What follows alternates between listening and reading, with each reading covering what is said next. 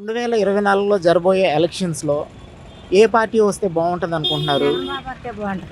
జగన్ బాబు వస్తే జగన్ బాబు గారు రావడం వల్ల మీకు ఏమైనా ప్రయోజనం కలిగిందా అమ్మా? అసలు అన్నీ వచ్చినాయండి. ఇళ్ళు ఇచ్చారు, 40 సంవత్సరాలకు 18,000 ఇచ్చారు. మళ్ళీ పిల్ల అమ్మఒడి వేస్తున్నారు, చదువులకి వేస్తున్నారు, అన్నీ బాగా జరిగింది.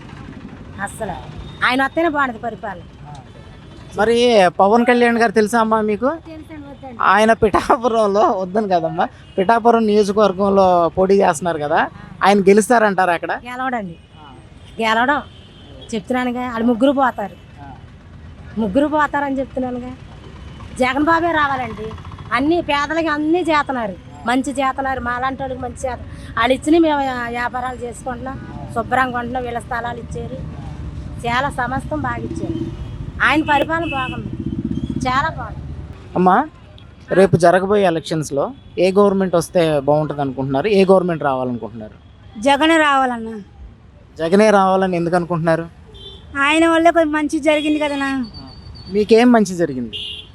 పింఛన్ ఇస్తున్నారు, ఇల్లుకి స్థలాలు ఇచ్చారు, మళ్ళీ ఇల్లు కట్టిస్తున్నారు, అన్నీ బాగానే చేస్తున్నారు.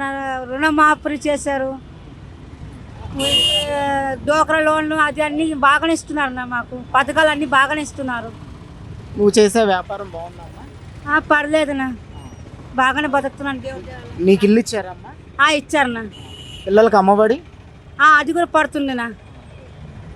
అయితే మీరు కోరుకునేది ఏంటంటే నెక్స్ట్ గవర్నమెంట్ కూడా వైఎస్ఆర్సీపీ రావాలనుకుంటున్నారు.